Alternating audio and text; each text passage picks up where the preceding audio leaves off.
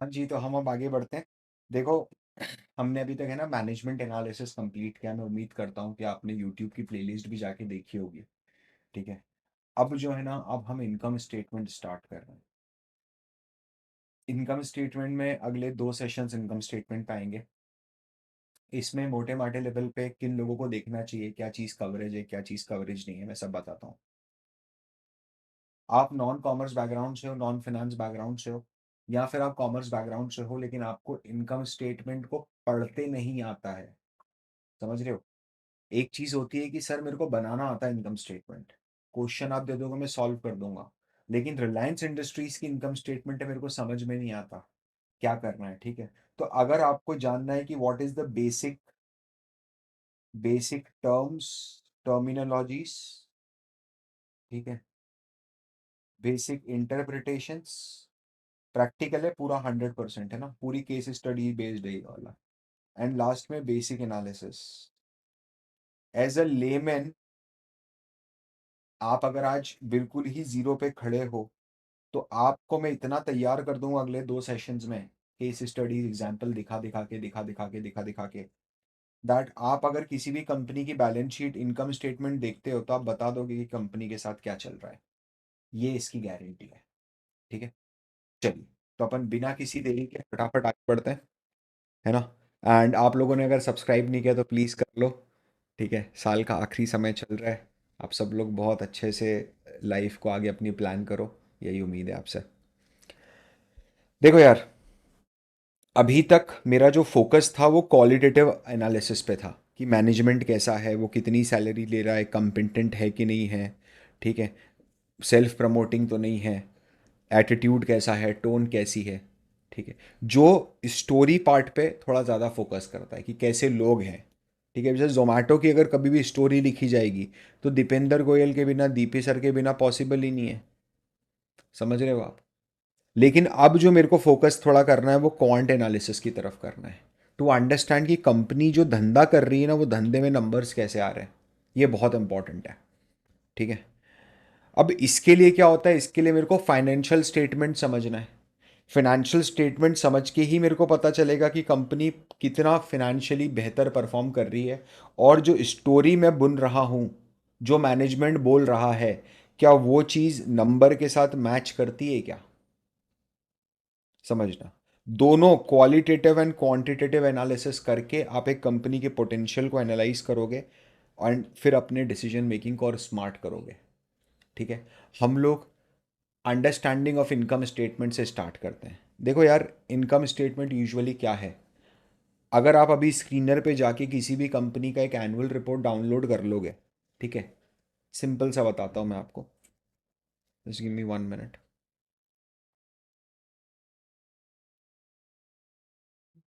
And let me know if you can see me, right, you can see me, yeah. ठीक है, तो जैसे मैंने क्या करा, मैं आप लोगों की ईज़ के लिए मैंने जोमेटो की एनुअल रिपोर्ट डाउनलोड कर ली। जोमेटो स्क्रीनर पे जोमेटो ओपन किया, लॉग्ड इन है मेरा। ठीक है। मेरा स्क्रीनर प्रीमियम है, आपको अभी प्रीमियम की ज़रूरत नहीं है। ठीक है। लास्ट में आया नीचे में, यहाँ पर मैंने एनुअल रिपोर्ट पे देखा 2024। ठीक है। एंड यहाँ पर मैं इंडेक्स में आ गया, इंडेक्स में आके मैंने ये कंसोलिडेटेड फाइनेंशियल स्टेटमेंट्स पे क्लिक करा। तो ये मेरी इनकम स्टेटमेंट आ गई, profit and loss account, income statement, profit and loss account. देखो यहाँ पर है ना, आपको सिर्फ इतना समझना है कि ये स्टेटमेंट है जिसको आपको पढ़ना सीखना है। इसके अंदर कोई ऐसी चीज़ नहीं है जो आप सीख नहीं सकते या जो बहुत नामुमकिन है।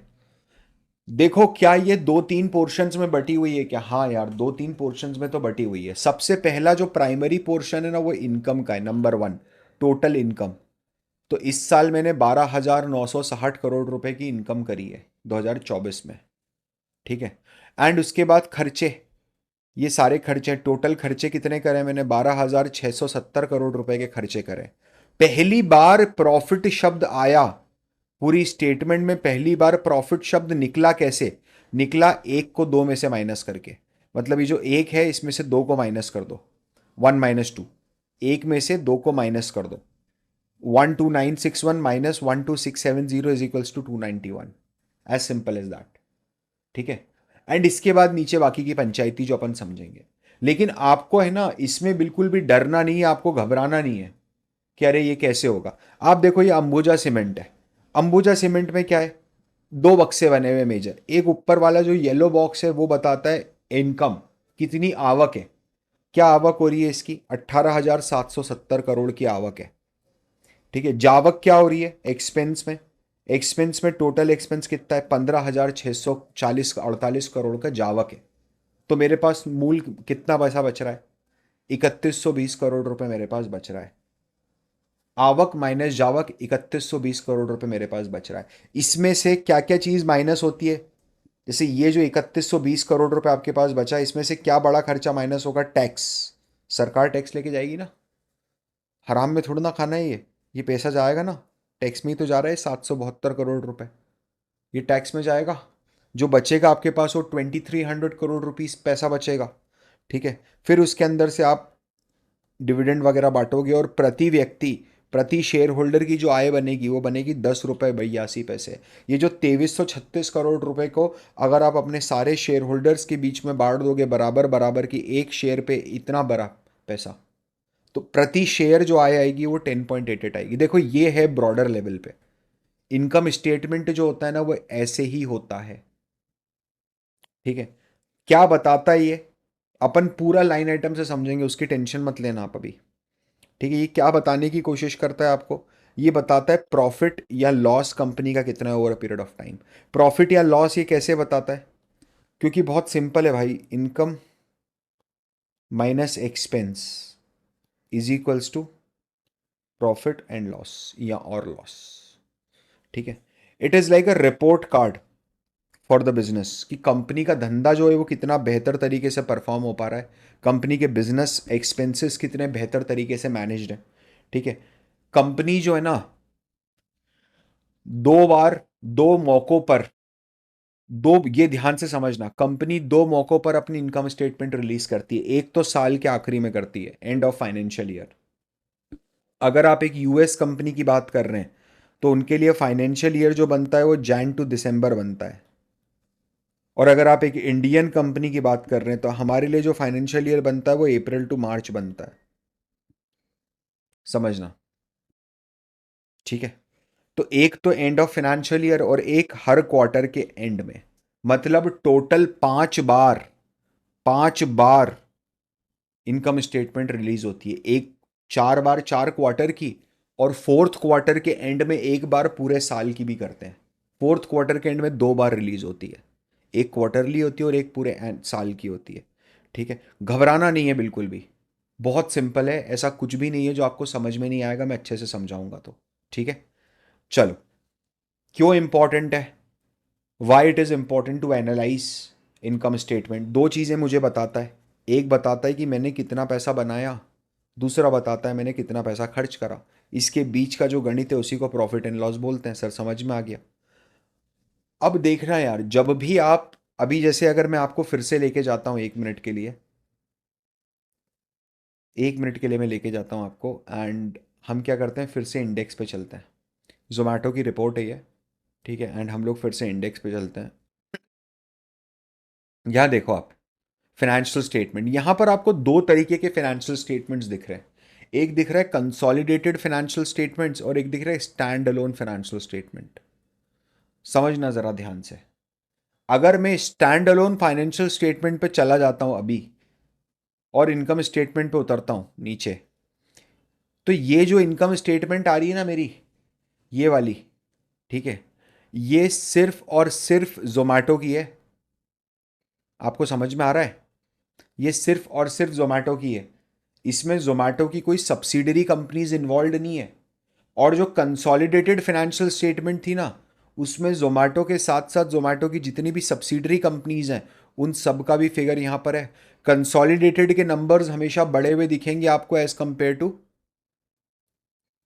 स्टैंड अलोन के नंबर्स। बहुत लॉजिकल बात है, बहुत ही लॉजिकल बात है ना, दिखेंगे ही, है ना, उसमें क्या है, मतलब there is no doubt about it.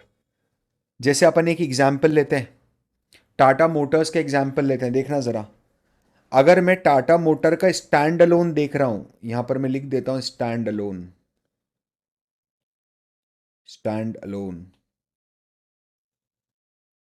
अगर मैं टाटा मोटर की स्टैंड अलोन देख रहा हूँ तो ये जो हिंदुस्तान में टाटा मोटर है ना, सिर्फ उसी कंपनी का कच्चा चिट्ठा बता रहा है। जेएलआर का इंक्लूड नहीं है इसके अंदर। JLR is not included over here. ठीक है। लेकिन अगर मैं कंसोलिडेटेड देखता हूँ तो पेरेंट कंपनी के साथ साथ उसकी सारी सब्सिडरीज भी इंक्लूडेड है। यहां पर देखो ना, ऐसे ही समझ में आ जाएगा। ये स्टैंड अलोन में सेल्स कितनी आ रही है? 74,450 करोड़ की सेल्स है। 74,450 करोड़ की सेल है। और कंसोलिडेटेड में सेल्स कितनी आ रही है? 4,43,000 करोड़ की सेल्स है। वहां 73,000 करोड़ की सेल्स थी, यहाँ 4,43,000 करोड़ की सेल्स है। 3,70,000 करोड़ रुपए ज्यादा। मतलब जेएलआर से ही मेजर रेवेन्यू आ रहा है कंपनी का। कंपनी की जो कोर वैल्यू बन रही है, that is only because of the JLR. Top line के अंदर जो मेजर कंट्रीब्यूशन हो रहा है वो सब्सिडरीज के थ्रू हो रहा है। अगर आप किसी भी कंपनी की एंड कंसोलिडेटेड और स्टैंड अलोन फाइनेंशियल स्टेटमेंट्स को कंपेयर करते हो, उनको कॉन्ट्रास्ट करते हो, तो आपको हमेशा ये समझ में आएगा कि सब्सिडरी का कंट्रीब्यूशन कितना है एंड मेरी कोर कंपनी का कंट्रीब्यूशन कितना है। जैसे कि अगर अपन रिलायंस की बात करें तो एक रिलायंस लिमिटेड अकेली कंपनी है और उसकी 200 सब्सिडरीज हैं। तो अगर आप कंसोलिडेटेड की देखोगे तो वो रिलायंस की बात होगी। और अगर मैं सॉरी अगर आप स्टैंड अलोन की देखोगे तो सिर्फ रिलायंस की बात होगी। और अगर कंसोलिडेटेड की देखोगे तो रिलायंस प्लस 200 सब्सिडरीज, ये 201 कंपनीज का कच्चा चिट्ठा रहेगा। अपन एक बार समझते हैं। ठीक है। ज़रा इधर देखना आराम से। एक स्टैंड अलोन है रिलायंस का। रिलायंस का स्टैंड अलोन है, आपको शायद इतना लेजिबल नहीं होगा, मैं पढ़ के बता देता हूँ। टोटल इनकम जो है मेरी वो है 5.6 लाख करोड़। ठीक है। मेरे जो टोटल खर्चे हैं वो है 5.04 लाख करोड़। और मेरा जो प्रॉफिट आ रहा है वो आ रहा है 42,000 करोड़। ये आ रहा है मेरा स्टैंड अलोन में। और मेरा कंसोलिडेटेड के अंदर कितना आ रहा है? कंसोलिडेटेड के अंदर मेरे जो इनकम आ रही है वो आ रही है 9.3 लाख करोड़। मेरे जो खर्चे हैं वो आ रहे हैं 8.26 लाख करोड़। और मेरा जो प्रॉफिट आ रहा है वो आ रहा है 79.02 के। देखना इधर, देखो ध्यान से। 42,000 से प्रॉफिट जंप करके कितना हुआ? 79,000। प्लीज अंडरस्टैंड सभी लोग। मतलब रिलायंस अकेले 5,60,000 करोड़ की सेल ठोकता है और रिलायंस ग्रुप पूरा मिलके 9,30,000 करोड़ की सेल ठोकता है। पूरे से ग्रुप की आधी सेल्स रिलायंस इंडस्ट्रीज अकेले लेके आता है और बाकी की आधी सेल्स 200 कंपनीज लेके आती है मिलके। ठीक है। आपको एक इंटेंसिटी की समझ आती है। अब इसमें है ना, सबसे बड़ा जो मेन टॉप लाइन बनता है ना, जो मेन टॉप लाइन बनता है वो बनता है रेवेन्यू। एक एक करके अब अपन उतरते जा रहे हैं इसके अंदर। ठीक है। मैं फिर से आपको स्क्रीन पे लेके चलता हूँ। मैं है ना यहाँ पर स्क्रीनर की मदद लेता हूँ अंडरस्टैंडिंग के लिए, समझने के लिए, समझाने के लिए। ठीक है। एंड हम एक काम करते हैं, हम वरुण बेवरेजेस लिमिटेड ओपन कर लेते हैं नॉर्मली 1 मिनट के लिए। ठीक है। अब आप देखो ज़रा, वरुण बेवरेजेस लिमिटेड का खैर स्टॉक तो काफ़ी टाइम से कंसोलिडेट कर ही रहा है। ठीक है, no doubt about it. But हम है ना यहाँ पर प्रॉफिट एंड लॉस पे आ रहे हैं। अच्छा, ये जो फिगर है ये कंसोलिडेटेड फिगर है। अगर आपको स्टैंड अलोन देखना है तो आप व्यू स्टैंड अलोन पे क्लिक कर दो, तो ये स्टैंड अलोन फिगर्स आ जाएंगे। 12,633 करोड़। कंसोलिडेटेड देखना है तो कंसोलिडेटेड देख लो, 16,000 करोड़। ठीक है। मतलब 4,000 करोड़ के आसपास के फिगर्स जो हैं वो सब्सिडरी से आ रहे हैं। ठीक है। एंड बाकी के 12,000 करोड़ वरुण बेवरेजेस अकेले लेके आ रहा है। अब ये जो है ना, ये वाला जो टॉप लाइन बन रहा है आपका, कि 2012 में 1,800 करोड़ की सेल थी और अब बढ़ते बढ़ते 16,000 करोड़ की सेल हो गई है। स्पेशली दिसंबर 2020 में जब ये फाइनेंशियल ईयर क्लोज करते हैं। अच्छा, इंडियन कंपनी दोनों फाइनेंशियल ईयर फॉलो कर सकती है। वो चाहे तो जनवरी टू दिसंबर भी फॉलो कर सकती है, ध्यान रखना ये चीज़ है ना। तो ये लोग क्या करते हैं, ये लोग अपने बाप माई बाप के साथ रहने के लिए ये सब जनवरी टू दिसंबर फॉलो करते हैं। जितनी भी एमएनसी इंडिया कंपनीज आप देखोगे जो इंडिया में लिस्टेड हैं, वो सब जनवरी टू दिसंबर ही फाइनेंशियल ईयर फॉलो करती हैं, क्योंकि उनके ग्लोबल कंसोलिडेशन में ईजी पड़ जाता है। ठीक है। तो आप देखो, दिसंबर कोविड के टाइम पर 6,400 करोड़ की सेल थी। जो बढ़ के आज 18,919,000 करोड़ की सेल हो गई है पिछले 12 महीनों में, ट्रेलिंग 12 मंथ TTM। ठीक है, ऐसा क्या जादू कर रही है कंपनी की, कंपनी ने 3 गुना सेल बढ़ाई है पिछले 4 सालों में। समझ रहे हो, यही जो कला है ना, एग्जैक्टली ये जो चीज़ है, जो टॉप लाइन को अंडरस्टैंड करना है, वो हम समझते हैं रेवेन्यू से। ठीक है, इसमें मेरे को क्या समझ में आता है पता है, मेरे को ये समझ में आता है कि कंपनी के प्राइमरी बिजनेसेस कहाँ कहाँ पर है, कंपनी पैसा कहाँ कहाँ से कमा रही है। कंपनी जो पैसा कमा रही है, जो कंपनी ने टोटल सेल्स बताई है, टोटल रेवेन्यू बताया है कि मेरी इतनी आवक है, वो आवक धंधे से आवक कितनी हुई है, और कंपनी ने जो दूसरी जगहों पर इन्वेस्ट किया हुआ था, ब्याज पे पैसा चल रहा है, कोई एफडी का पैसा है, कोई स्टॉक का डिविडेंड आ गया, ऐसे सारी चीज़ों से आवक कितनी है।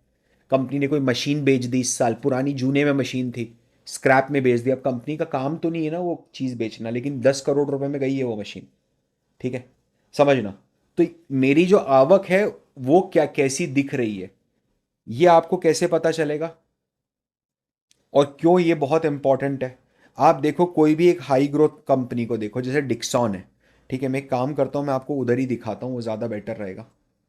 ठीक है, जैसे आप यहाँ पर अपन देखते हैं डिक्सॉन। एक सेकेंड मेरे को पानी पीने दो।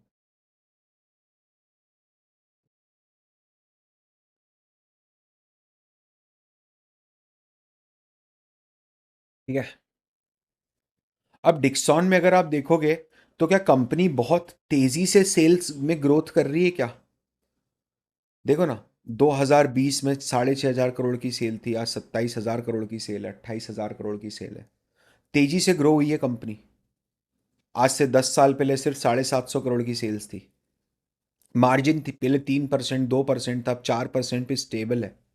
समझ, अपन एक एक करके बात करते हैं। सबसे पहले ये बात कर रहे हैं, दिस इज अब an example with a high growth business. A high growth business में सेल्स आपको कैसी दिखेगी, स्टेबल बिजनेस में कैसी दिखेगी। सर नेस्ले का देख ले एग्जाम्पल, स्टेबल बिजनेस, सालों साल स्टॉक प्राइस में तो फर्क दिखेगा ही दिखेगा, कोई दिक्कत नहीं है।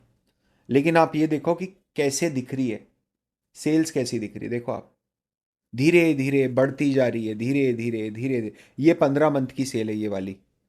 ठीक है, 15 मंथ की क्यों, क्योंकि यहाँ तक ये लोग दिसंबर ईयर फॉलो करते थे, अब ये मार्च ईयर फॉलो करते हैं। तो ये 15 मंथ का सेल है। तो आप यहाँ देखो ना क्या सेल है ये, 2017 में आपकी 10,000 की सेल थी, और 2022 में, और अभी भी पिछले 12 महीने में आपकी 19,000 करोड़ की सेल है। आप डबल नहीं कर पाए अपनी सेल को पिछले 8 सालों में, 7 सालों में। क्या बात कर रहे हो आप। अरे आपने डबल करा अपनी सेल को, आप ये समझो 9,000 करोड़ की सेल से 18,000 करोड़ की सेल पे आप आए, तो आपको 10 साल लग गए भाई। ये तो स्टेबल बिजनेस का एग्जाम्पल है। ठीक है, एंड अगर डिक्लाइनिंग देखना है तो, जहां पर नीचे जा रहा है, तो देखो PC Jewellers, check this. Peak कहाँ बना था 2018 में, 9,600 करोड़ का माल बेच दिया था, और वहां से सेल्स धीरे धीरे धीरे धीरे घटती जा रही है।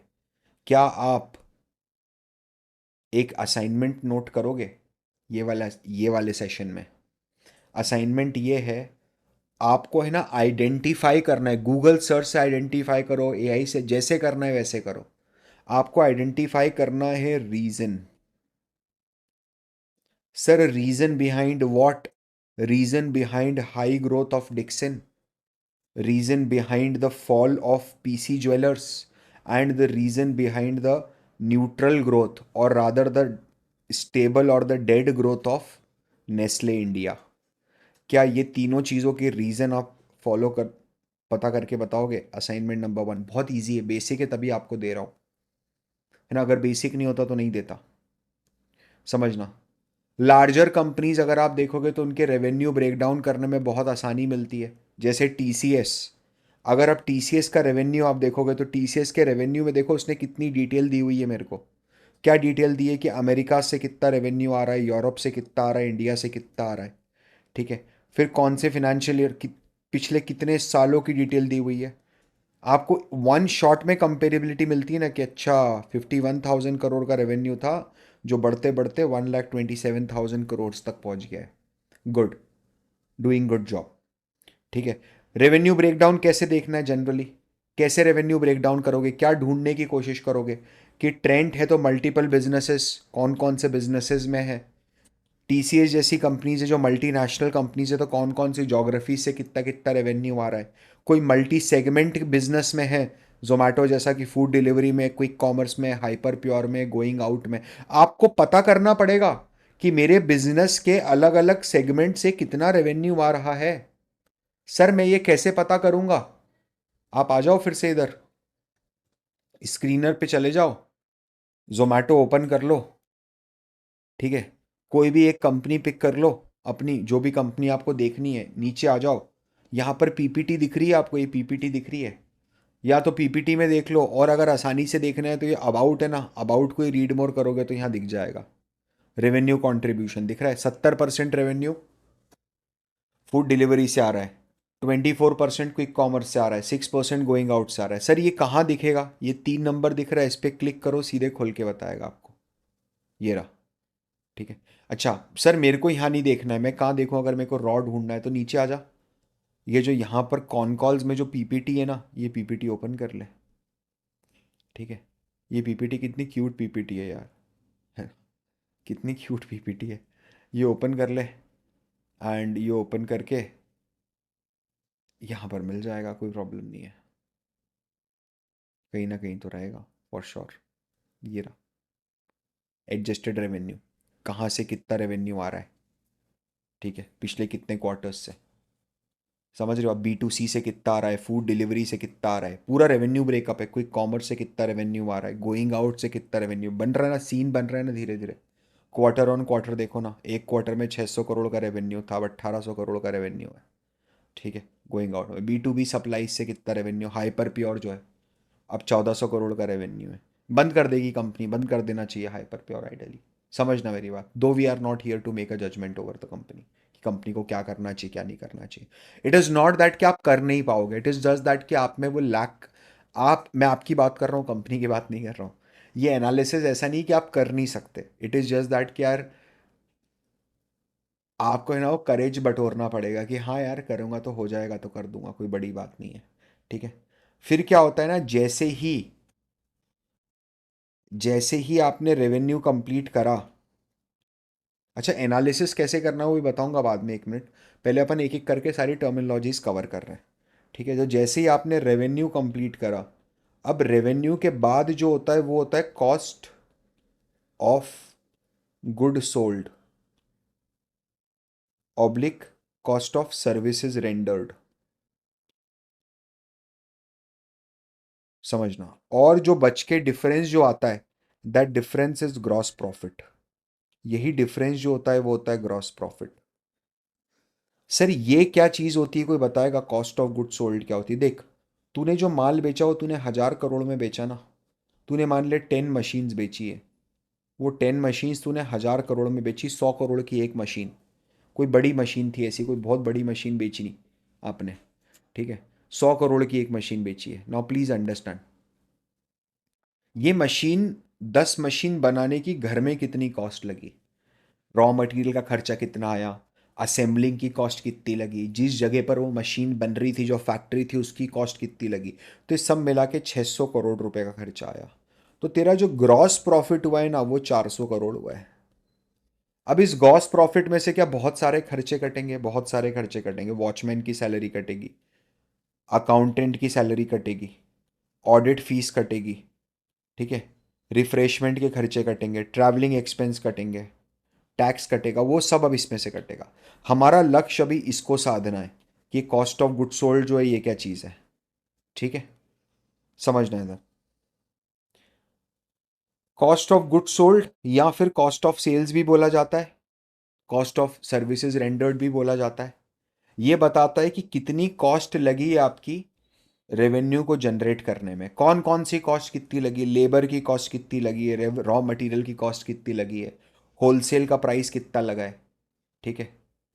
And this is the variable cost. मतलब ये है कि अगर आप जितनी ज़्यादा माल बना के बेचोगे, ये सी ओ जी एस उतना बढ़ता जाएगा। सिंपल स्वाभाविक सी बात है ना, कॉस्ट ऑफ गुड्स सोल्ड है ना, जितना माल ज़्यादा बिकेगा उतनी ज़्यादा ही कीमत लगती जाएगी, तो वेरिएबल कॉस्ट हो गई नहीं है। फिक्स्ड कॉस्ट का क्या मतलब है? Rent of your factory is fixed cost. उसको फर्क नहीं पड़ता कि आप 1,000 यूनिट बेच रहे हो, कि आप 10,000 यूनिट बेच रहे हो, कि आप 20,000 यूनिट बेच रहे हो। ठीक है। वो लोग क्या करेंगे? उनका तो जो रेंट है वो तो लेना ही है। रेंट जो है वो तो देना ही पड़ेगा आपको। There is no no end to it. Now अपन देखते हैं मेजर क्या क्या खर्चे होते हैं। ठीक है। मेजर किस तरीके से खर्चे होते हैं। आप देखो, एक सर्विस कंपनी है, उसके लिए क्या एम्प्लॉय कॉस्ट सबसे बड़ी कॉस्ट बनेगी क्या? पहली सबसे बड़ी कॉस्ट जो बन रही है वो एम्प्लॉय कॉस्ट आ रही है क्या? टीसीएस की और क्या कॉस्ट है? टीसीएस की कॉस्ट और क्या है? Employ cost is the biggest cost for TCS. यहां पर देखो, मारिको जो पैराशूट बनाती है, इसके लिए सबसे बड़ी कॉस्ट क्या? रॉ मटेरियल कंज्यूम्ड की कॉस्ट है क्या? नारियल खरीदा ना, सबसे ज़्यादा बड़ी कॉस्ट वही है कि मैंने 4,600 करोड़ का तो नारियल खरीद लिया 3,900 करोड़ का। ठीक है। जो सबसे ऊपर होगी सबसे बड़ी कॉस्ट दिखेगी आपको। डी मार्ट देखो, डी मार्ट में सबसे बड़ी कॉस्ट क्या है? स्टॉक इन ट्रेड है क्या? स्टॉक इन ट्रेड मतलब इन्वेंट्री, जो माल खरीदा मैंने बेचने के लिए। मैंने 43,000 करोड़ का माल खरीदा है और उसको मैंने 50,900 करोड़ में बेच दिया मोटे माटे लेवल पे। जो बचा है मेरा ग्रॉस प्रॉफिट है, और उसी में से मेरे सारे खर्चे काटते हुए मैंने 2,500 करोड़ रुपए का मुनाफा कमाया है। यही होती है इनकम स्टेटमेंट। एक बैंक के लिए बड़ी कॉस्ट क्या होगी? जैसे बैंक के लिए भी देखो, इनकम तो इतनी है, कितनी इनकम है? ये लाख करोड़ में ही है? नहीं, ये थाउजेंड्स में। ठीक है। ये थाउजेंड्स में है, तो ये लाख 10 लाख करोड़। ठीक है। तो ये कुछ हुआ 30,000 समथिंग करोड़ का। एंड इसमें सबसे बड़ी इनकम क्या है इनकी? इंटरेस्ट एक्सपेंडेड, जो ब्याज इन्होंने दिया है। जो ब्याज कमाया है वो इनकम है, और जो ब्याज दिया है वो खर्चा है। क्योंकि हम यहाँ बात एक बैंकिंग कंपनी की कर रहे हैं। बोलने का मतलब ये है कि चीज़ें बहुत डाइवर्स होंगी। आप किस बिजनेस को देख रहे हो, कैसे देख रहे हो, उसी से इम्पैक्ट पड़ेगा, उसी का डिफरेंस आएगा पूरा का पूरा। ठीक है। जो बाद में बचता है वो ग्रॉस प्रॉफिट है। मतलब ये है कि अगर मैंने, 1 मिनट के लिए देखना ज़रा, मैंने रेवेन्यू जनरेट करा 10,000 करोड़ का, और इस रेवेन्यू को जनरेट करने के लिए जो मेरी कॉस्ट ऑफ गुड सोल्ड लगी, जो मेजर बड़े खर्चे लगे, वो 7,500 करोड़ के लगे। तो मेरा जो ग्रॉस प्रॉफिट आया, ठीक है, सकल मुनाफा, ग्रॉस प्रॉफिट जो आया, वो आया आपका 2,500 रुपये। और वहीं दूसरी एक कंपनी है जिसने 10,000 करोड़ की सेल करी, लेकिन उसका कॉस्ट ऑफ गुड सोल्ड लगा 7,000 करोड़, तो उसका जो ग्रॉस प्रॉफिट आया वो 3,000 करोड़ का आया।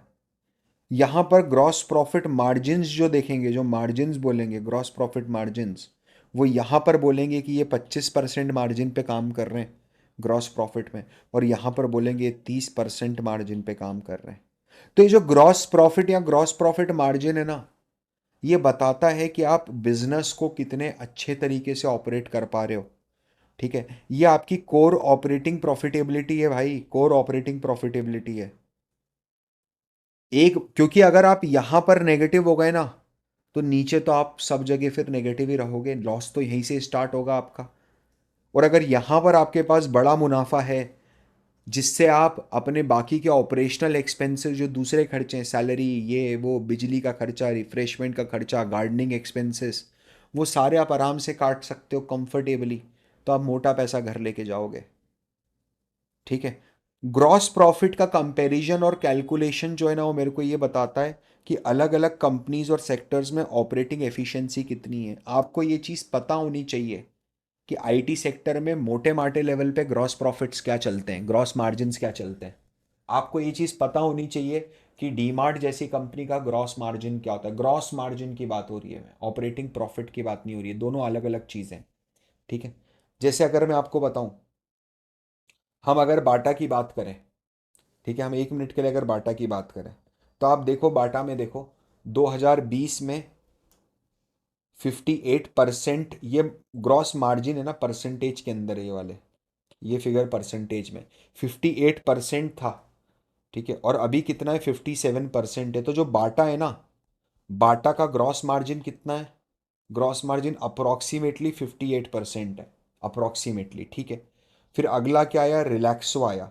रिलैक्सो का ग्रॉस मार्जिन देखो, 57% था 2020 में, और अभी भी 58% है मार्च 2024 में। तो यहाँ पर भी इसका भी जो ग्रॉस मार्जिन है वो अप्रॉक्सीमेटली 50% है, 57-58% है। ठीक है। और लास्ट में अपन देखते हैं कैंपस। सेम इंडस्ट्री में तीनों। कैंपस देखो, कैंपस में 46% है और यहाँ पर 52% है। कैंपस का जो ग्रॉस मार्जिन है वो अप्रॉक्सीमेटली 50% के आसपास है। आपको पता करना है, that is your assignment. An analyst job is to find out the why. आप मेरे को इसके पीछे का कारण खोज के बताओ। This is your another assignment. देखो यार, आपको ऐसा लग रहा है ना कि सर रिसर्च के अंदर तो क्या ऐसे ही होता है क्या? मतलब क्या हम कुछ करेंगे नहीं क्या? एक्सेल पे नहीं जाएंगे क्या? आपको मॉडलर बनना है क्या? अपने को तो रिसर्च एनालिस्ट बनना है। मेरे पास तो रीज़न होना चाहिए, जो सामान्य आदमी को नहीं पता है वो मेरे को पता है, कि कैंपस ऐसा क्या करता है कि उसके मार्जिन पिट जाते हैं और बाकी दोनों कंपनियां। कैंपस कुछ तो अलग कर रहा होगा इंडस्ट्री से। अरे रिलैक्सो और बाटा को अगर आपने कवर कर लिया तो हिंदुस्तान का आधा मार्केट शेयर तो कवर कर ही लिया आपने ब्रांडेड फुटवेयर का। समझ रहे हो? सबसे ज़्यादा रिलैक्सो घिसा जाता है सल्लू भाई, उसके बाद बाटा घिसा जाता है। पुरानी कंपनी है। तो अगर कैंपस जैसा बिजनेस मेरे को कम ग्रॉस मार्जिन दे रहा है, which is less than industry, I want to understand the reason that why it is giving me. मुझे क्यों कम मार्जिन दे रहा है? ठीक है, समझना। इसके बाद का अपन अगले सेशन में कवर करते हैं। आप लोग इसको, ये असाइनमेंट जो है इनको अच्छे से करो। आई डोंट वांट कि चीज़ें ओवरवेलम हो जाए। ठीक है, असाइनमेंट्स रेगुलरली आएंगे, उसकी टेंशन मत लो। मैं अपनी तरफ से जो बेस्ट दे सक रहा हूँ मैं दे पा रहा हूँ। आपको अच्छा लग रहा है आप आराम से देखिए। ठीक है, आप मुझे कमेंट में बताइए कि आपको कैसा लग रहा है। हाँ, आपकी अगर कुछ और डाउट्स अगर आपको हैं तो आप कमेंट में पूछ सकते हैं। मैं कोशिश करूँगा कि मैं आपको जवाब दे पाऊँ। ठीक है। तब तक के लिए this is Parth Verma signing off. Bye bye. और हाँ, इसको लाइक ज़रूर कर लेना यार। Bye bye, signing of.